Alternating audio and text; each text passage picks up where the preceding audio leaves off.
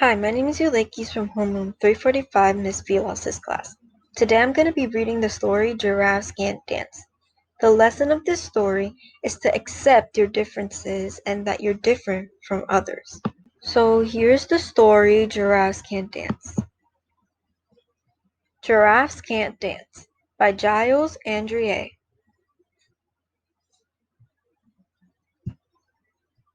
Gerald was a tall giraffe whose neck was long and slim, but his knees were awfully crooked and his legs were rather thin.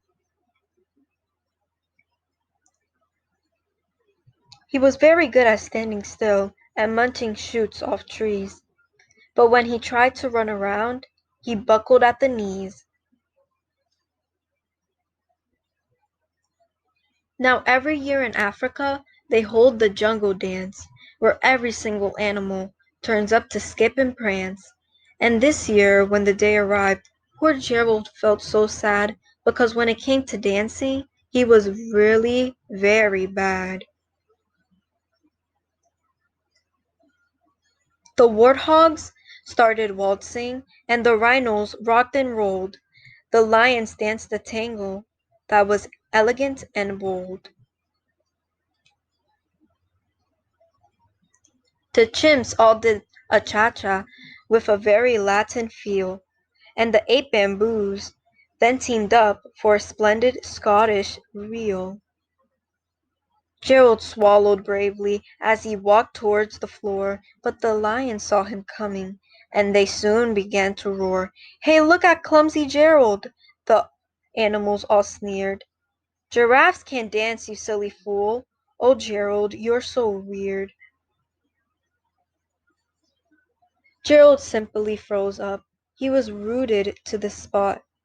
"They're right," he thought. "I'm useless. Oh, I feel like such a clot."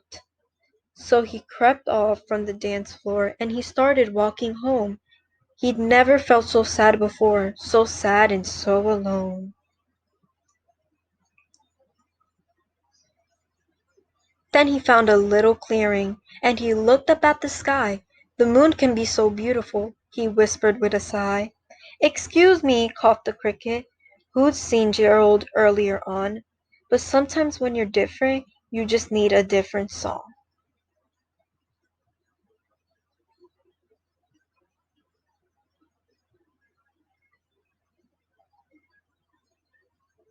Listen to the swaying grass and listen to the trees.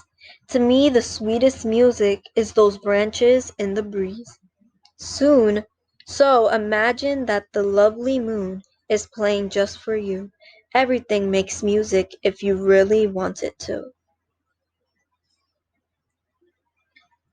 With that the cricket smiled and picked up his violin. Then Gerald felt his body do the most amazing thing. His hooves had started shuffling, making circles on the ground. His neck was gently swaying, and his tail was swishing round. He threw his arms out sideways, and he swung them everywhere. Then he did a backward somersault and leaped up in the air. Gerald felt so wonderful, his mouth was opened wide. "I am dancing! Yes, I am dancing! I am dancing!" Gerald cried. Then one by one each animal who'd been there at the dance arrived while Gerald boogied on and watched him quite entranced.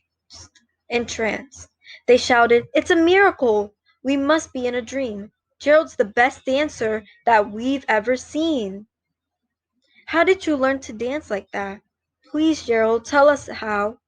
But Gerald simply twirled around and finished with a bow. Then he raised his head and looked up at the moon and stars above. "We all can dance," he said, "when we find music that we love." So as you see, Gerald didn't know how to dance in the beginning, and the other animals laughed at him because of that. But that didn't make him stop trying to dance. He kept practicing, and then when he met the cricket, he found a way that he can learn how to dance. So being different didn't stop him from achieving what he wanted to do, which was dance. Thank you for listening.